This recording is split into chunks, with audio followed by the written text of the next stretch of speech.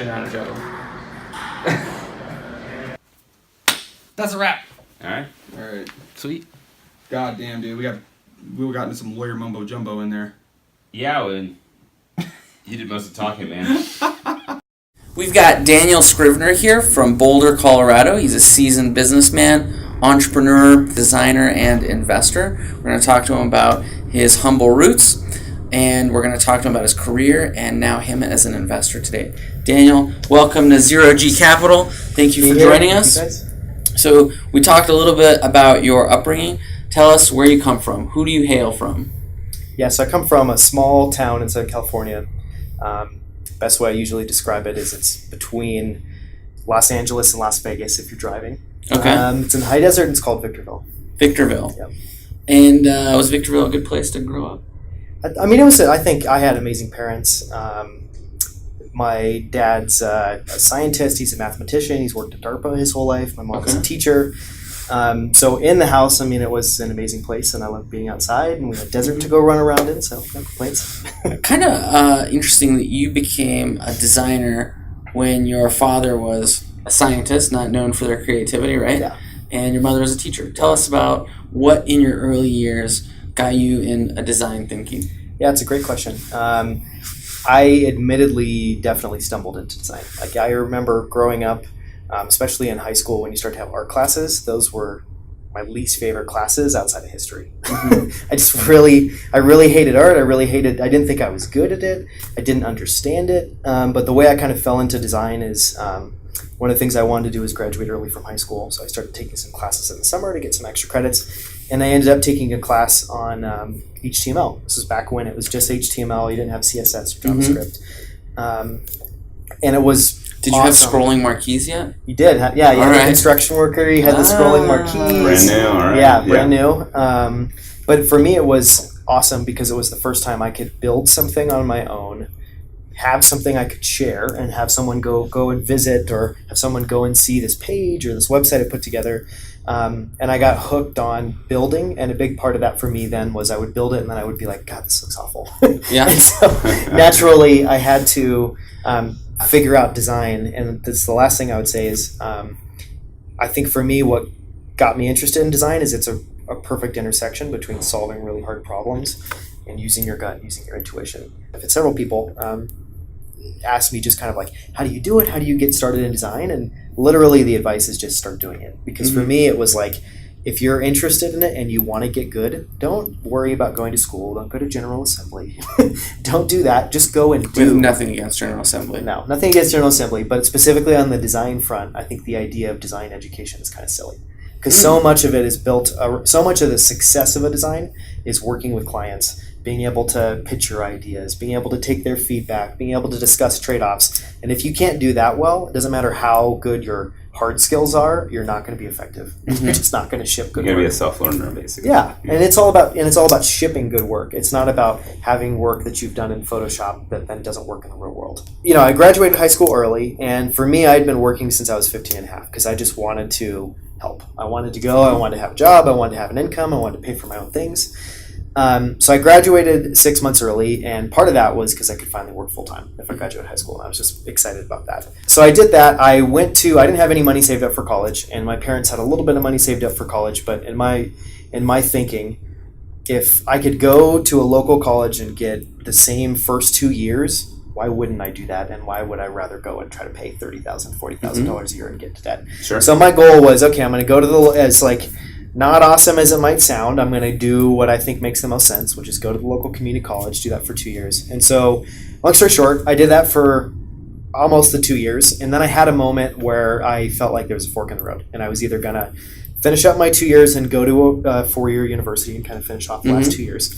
And if I did that, I felt like I had to really, really do it. So I needed to potentially not do design work anymore because that was something I was doing at nights anyways. I would basically work an 8-hour shift and then I would just go and do design stuff till like 2 a.m., 3 a.m. in the morning. And that was the way I was kind of learning and getting better.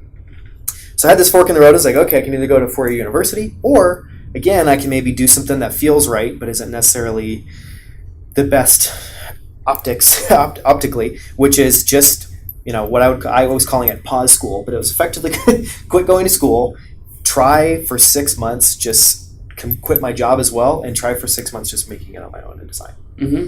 And so I took that leap, and it wasn't pretty. I made all the mistakes in the world because when you're your own designer, you're also a producer. You're in charge of finance and billing. You're in charge of legal agreements, which I had none, which is a separate thing. Yeah, you're running a business as one person. So I made every mistake you could make, but I survived, and I proved to myself I could do this, and I could do it on my own. So shortly after that, I ended up getting a job for an advertising agency in LA. I worked with them for a year and a half. And then I was lucky enough to get discovered by Apple. I got a call an email one day from someone at Apple Steve asking, Jobs. Not Steve Jobs, Tim Cook. just a recruiter. I've heard of those Just a guys. recruiter. Just a recruiter. But for me as a designer, that was like one day, hopefully I can aspire to Apple, and all of a sudden I was getting this email in my inbox, which I thought was a joke for about 48 hours. So Daniel, talk to us a little bit about Apple and then Square, your time in San Francisco. Sure. So moved to San Francisco and found an apartment that I could sign a lease on online, which was really innovative in the day. Was that like $20,000 a month? No, I thought you were going to say a Ford. Oh, no. That was like $1,800. I mean, no, that's probably less. That was probably $1,500. This is back in the day in SF.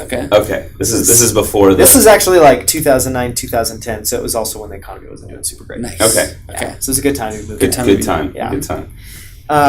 So moved to San Francisco, started working for Apple, and it was a really interesting experience. I was there for a total of about 3.5 years, and I worked in their marketing department.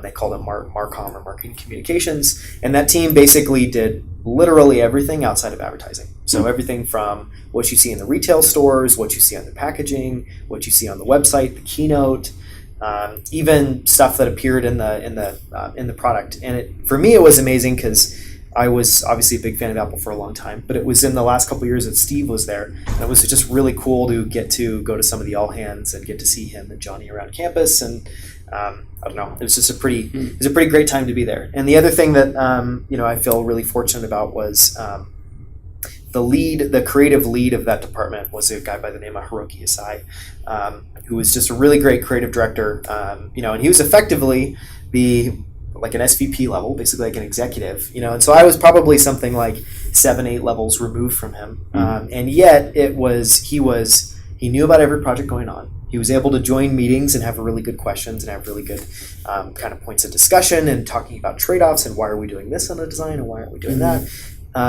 Anyway, so it was a really great just learning experience. And just to kind of talk about why I ended up leaving, from the time I joined till probably that third year anniversary, it just felt like my learning curve was, just literally straight up. Sure. But at a certain point in time, especially for something like design, once you know how to do that, once you know how to be successful, once you know how to design and the Apple aesthetic, you've kind of figured out the formula. And from there, it gets a little bit less interesting. It gets a little bit less challenging. And so I had this moment of, yes, I'm early on in my career.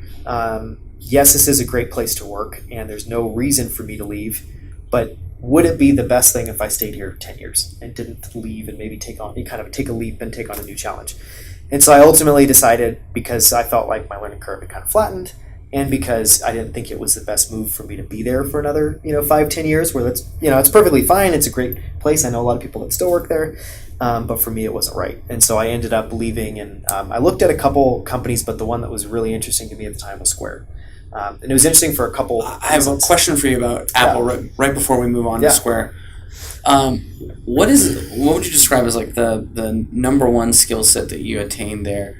And it sounds what you're describing as like the design process became mechanized. Yeah, they had. I mean, I think what was really amazing about Apple is, I think it's one of the best. I think in a business you would traditionally call it like execution operation skills, and at Apple they had that nailed to a T around design and how you do marketing. And so what was great is I think I just learned a really powerful set of rules, a really powerful set of approaches to taking a problem where you don't know the solution, and it's very open-ended, and at the beginning of the process it's very exploratory, and figuring out how do you navigate that. And then how do you kind of winnow that down into something that you collectively as a team and as the leadership of that group feel like is the next step forward. And I think what's interesting about Apple is if you look at their aesthetic, the stuff they ship is never a dramatic departure from what they've done in the past. But it is this kind of like marching forward, inching forward. And so what was so interesting about the design process there is every project was approached like it was an option to turn 180 degrees and start doing this, or start having this aesthetic, or change everything up and look at this. But at the end of the day, you knew you were going to discuss that, you were going to find the best ideas, and then that was going to get implemented in some sort of like iterative approach. And I think that's it's a really great place to work because you're still able to do that kind of blue sky, open-ended kind of thinking and problem solving. But it's it also teaches you how do you make difficult choices, how do you navigate trade-offs, and at the end of the day you can only ship one thing. So what goes in it? And Sure. What does that look like and feel like? Okay, so now on to Square. Yeah. Tell us about that journey. I think Square is a famous enough company, probably similarly to Apple, that we don't need to spend too much time. I think everybody at this point, at least in our audience, Sure. has interacted with a Square device. Sure. Tell us about your start there, how it felt in the moment, and your biggest learnings. Yeah, sure.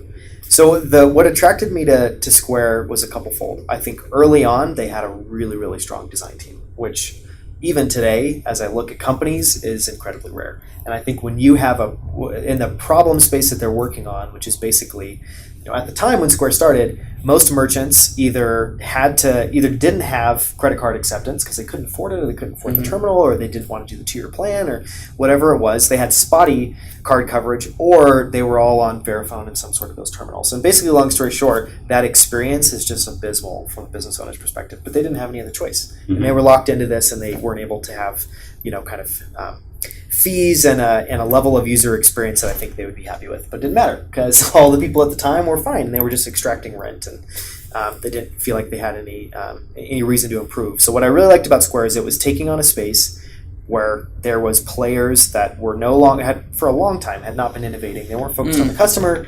They weren't focused on the customer from as many different vectors as Square was doing. So from price, having one flat fair rate for all credit cards, not having a contract, having a great user experience that they actually enjoy, because as a business owner, your life is filled with enough stress. You don't need to stress about doing the books or looking at your sales or did that transaction process.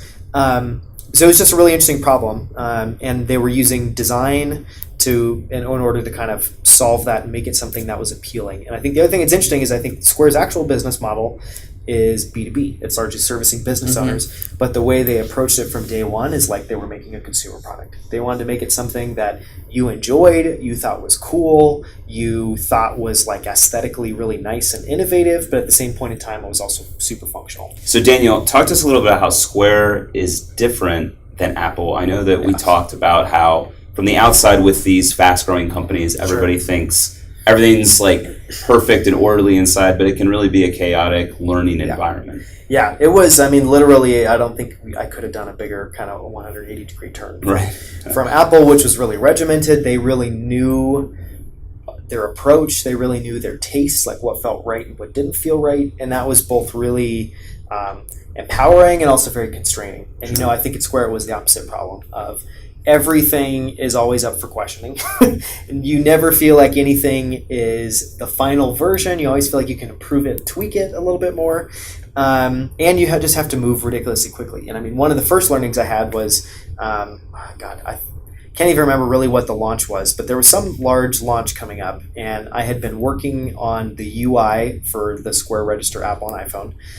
And when I was done with that, I moved on to working with the developer to implement it. And then when I was done with that, I worked on the marketing website to go and talk about this thing that we had just done. And then I also worked on the keynote for the event that Jack gave and invited press into the office.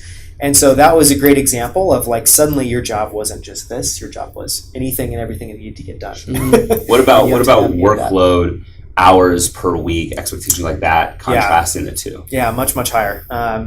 At Apple, it's definitely a really hard-working environment, and there's a lot of pride taken in that people go the extra mile.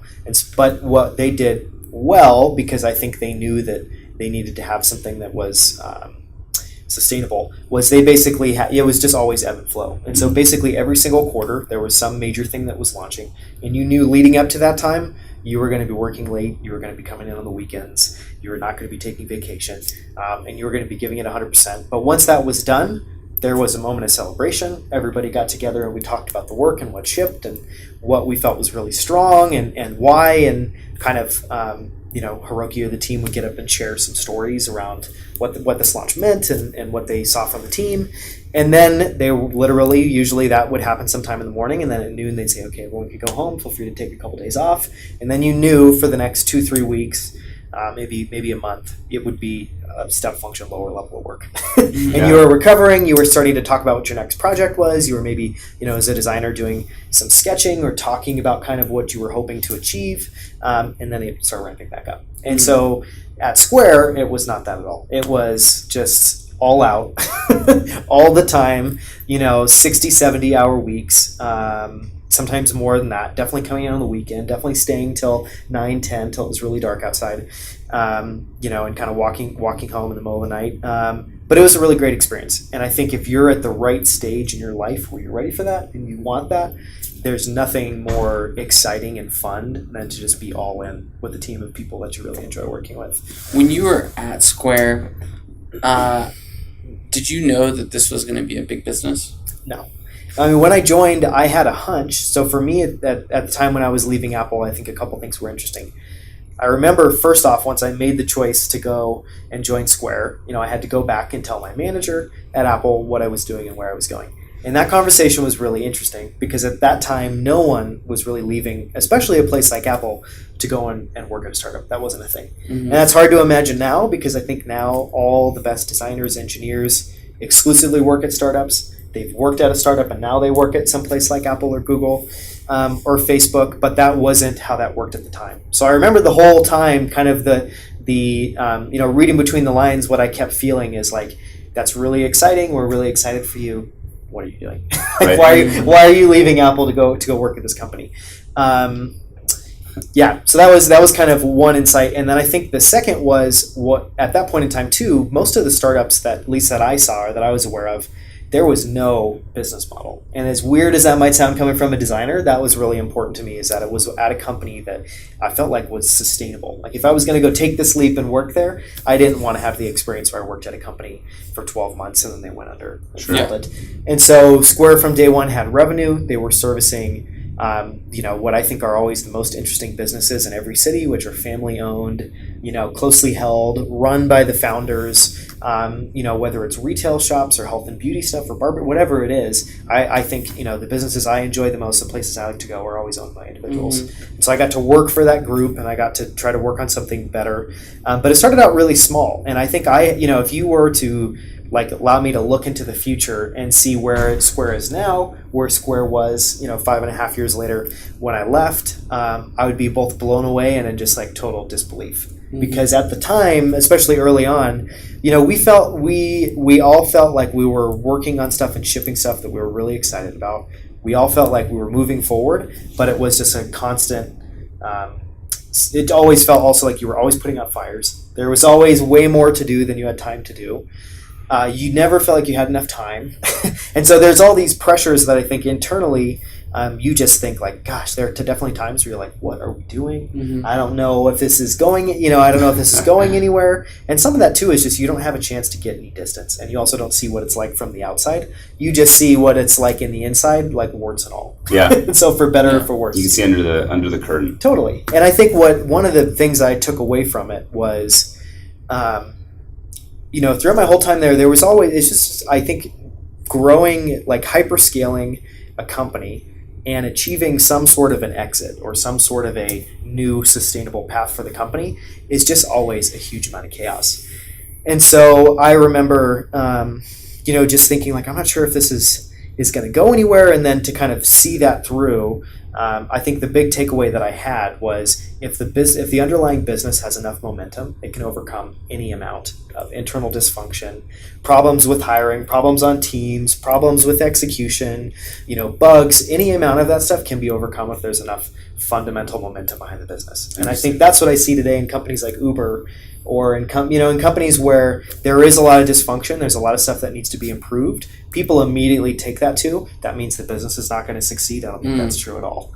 And so that was, I think, the biggest observation I took away is even, and a good example I think today is something like Tesla. So huge set of opinions on, no, it's so dysfunctional, they've made so many missteps, it's definitely going to go under, to no, they're doing something really interesting. And those are places I gravitate to and I'm really interested in, but it's also my experience at Square has made me a lot more open-minded and a lot less interested in what the popular opinion is or what's being told in the media. This is interesting because now you are an investor in startups. How does that change the way you view startups as an investor? Or does it? Yeah, no, it's a great question. I mean, so it might help a little bit too. The kind of context is, I had this moment when I was getting ready to leave Square where I kind of said, okay, I just spent, not quite, but let's just round up and call it 10 years at 2 companies.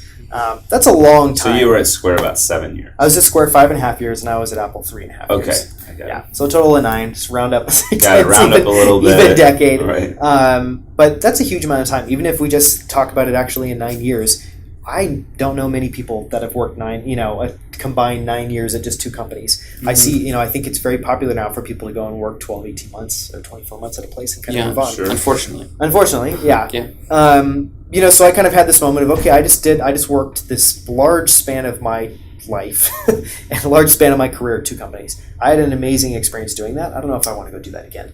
And so I was kind of in this moment of, I want to go be a little bit more serendipitous. So I want to be less focused on one thing and the ability to be more curious and, look at advising some companies, look at investing in companies, look at working with companies where it's just the founder and they have an idea and working with the designer to flesh out what that would look and feel like to then go and raise funding and start a company.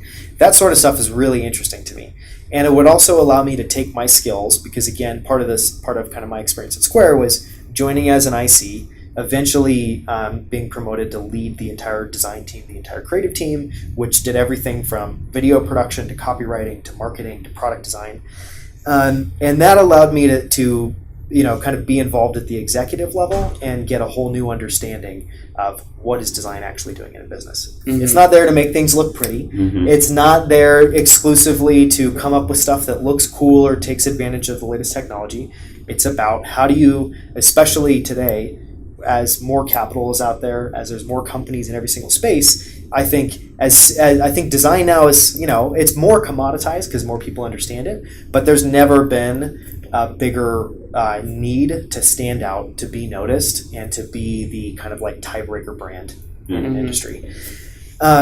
So, I've had the chance now to advise a handful of companies, some of them for long periods of time, everything from hardware companies to software companies to companies in the fintech space. I've been able to work with the founding entrepreneur from day one and help them figure out what this product would look and feel like and then scale it up. I worked with a company called Empower to do that, which has now raised money from Initialized Capital and Sequoia and has a team and has built that out. And, to be able to be there kind of from day one working with the CEO and the founder, Warren Hogarth, where he just had ideas and he wanted to explore what that looked like, is an amazing chance. And an amazing kind of firsthand experience of like, okay, how is design helpful at kind of this, earliest stage of a company.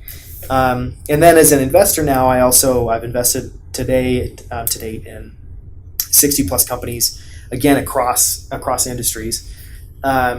And we can talk a little bit about kind of what I look for there, but I think for me, largely, all of those activities are a way for me to be a little bit like a scientist, have a whole bunch of things that I'm studying, a whole bunch of companies that I'm tracking, a whole bunch of people that I'm looking at, trying to learn from how they make decisions, how they operate, how they use, express values in the company and what they ship, and learn from it. And so even if everything that I've invested in or worked on ends up being worth nothing financially, I think that experience is invaluable. So Daniel, what's your investment approach?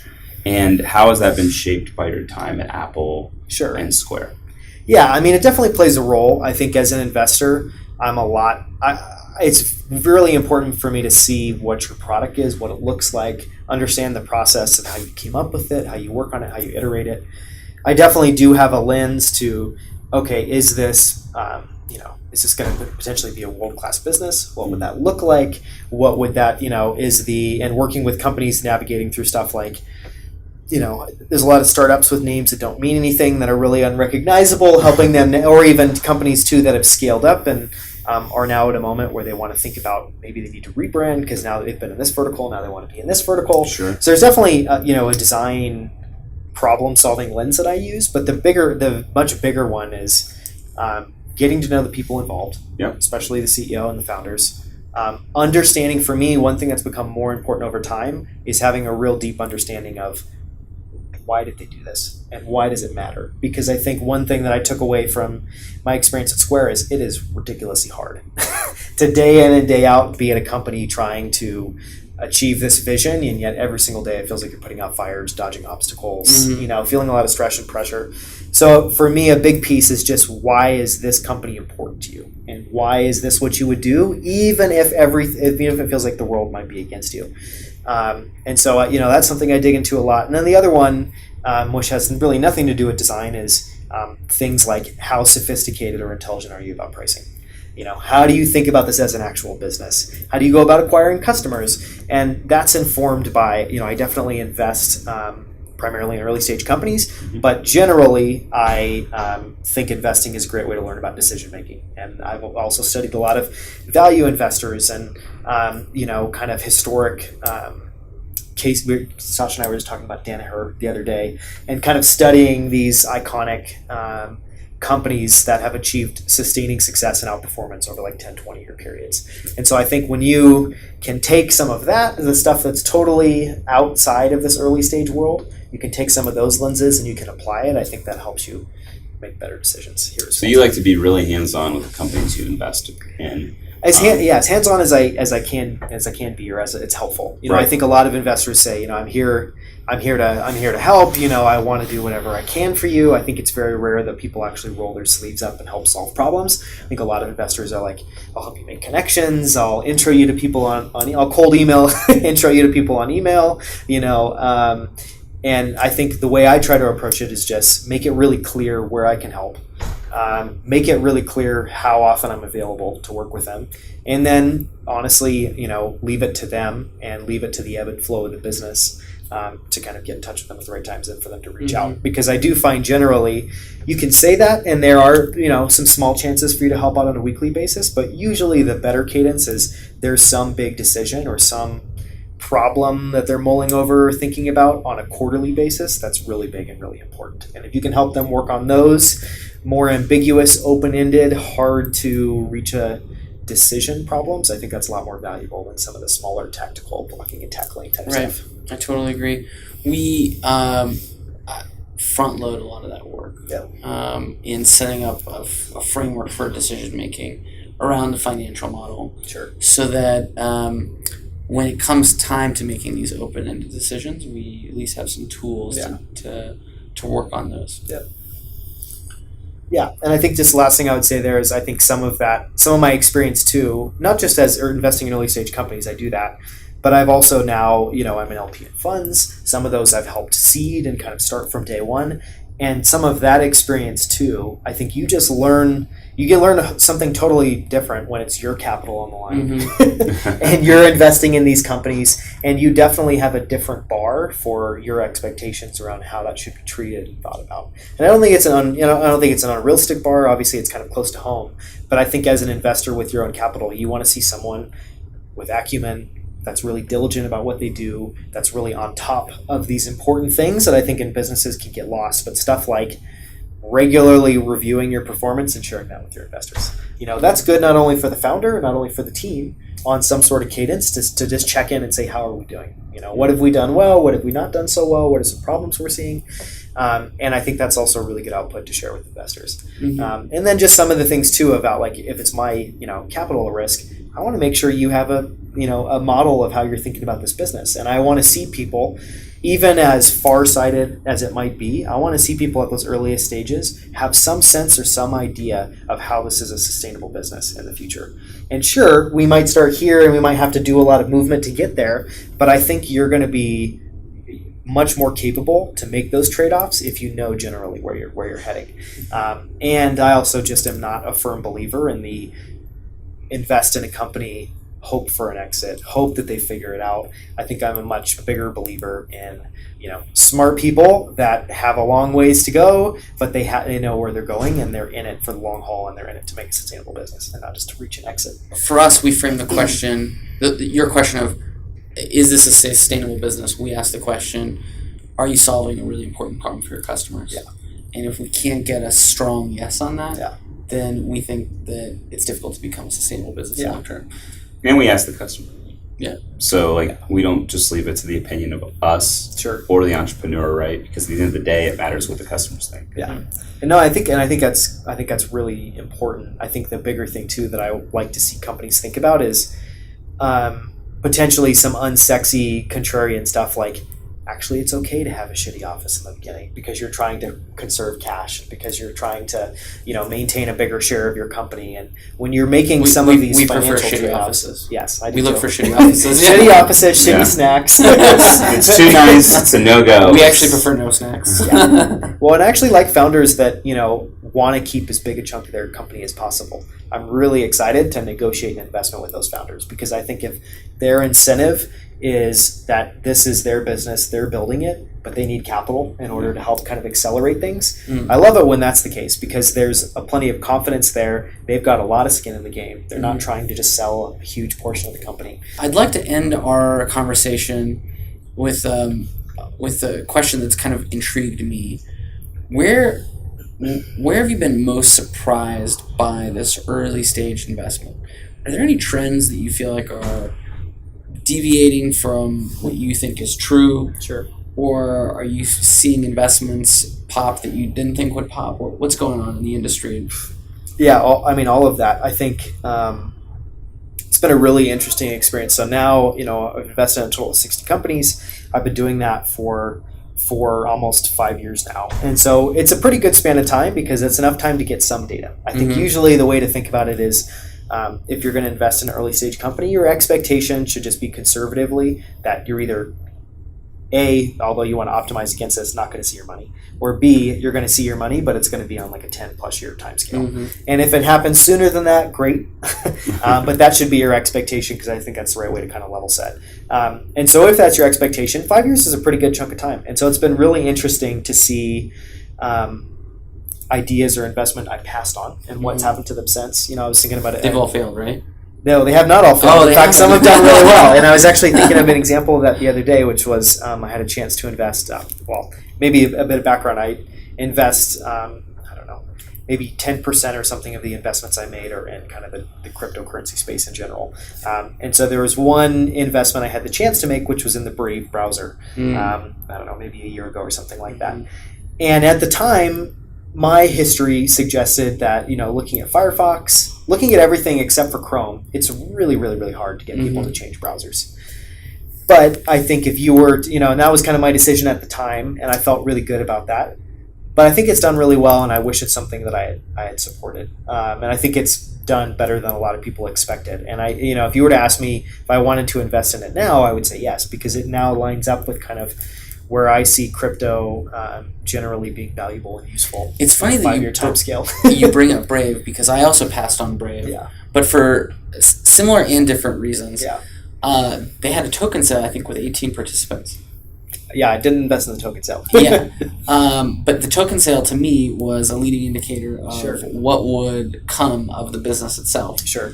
That there weren't enough stakeholders holding these tokens that were so critical to the model of Brave. But I'm also seeing Brave gain a bunch of traction recently. Well, and I don't know if I haven't tracked it enough to know if their strategy has changed, but I know some of the stuff I'm seeing now is even being able to pay with Ethereum in the browser. So not even using their token, to necessarily do business there. Anyways, and so that's an example, and I think there are other examples too where just I instinctively and intuitively felt like this was an investment I wanted to make, but all of the kind of surrounding context would say that was either an unwise choice or maybe not the best choice. And so an example of that would be when we were in San Francisco, there was a grocery delivery company I really like called Good Eggs. And I just thought they had their whole pitch, and as kind of generic as it sounds, is they basically work with local farmers as well as local producers of things like packaged goods, so like chocolates and bars and drinks and all of that. And they will bring it directly to your house. You can order, I think it has to be within 24 hours notice, so that's what it was then. You can get it delivered. And as generic as that sounds, it was a really great service. And they had a really great selection. They did a really great job curating it. Long story short, that business raised way too much capital. and they had to basically take everything to zero and recapitalize the company. And so that's a chance where I think a lot of people say, "Oh no, you've already, in a non-PC way, you've already shit the bed. I'm not going to go hop in, Squandered investors' money. Yeah, it's just not make wise, reasoned choices. But they brought in a CEO that has experience in the space that I think would make much better decisions. They got all the investors on board, and even several of the ones that they took to zero invested in the recapitalization of the company. And my experience with them just was so great. I just thought this is a company that I should invest with. Long story short, it's done really, really well. And one of the reasons is because they just are very well vertically integrated. They've invested in stuff that a lot of startups don't want to, like warehousing and how to train a warehouse staff and how to actually do the bulk valuable work, even if it's heavy manual labor, even if it's heavy capital investment. They've been able to do that as their business model. And they recently raised a round with Benchmark, and Bill Gurley joined the board. And so that was an example for me of a time where making an instinctive decision, I think was the right way to make that decision. Worked out. Yeah, because all the kind of haze around the decision would suggest that this is probably not the best time to invest in the best place. Absolutely. Well, so both on the positive and negative. Great. want to thank you for joining us. Yeah, thank you at guys Zero for having Hedging me. Capital. Yeah, thanks for coming in.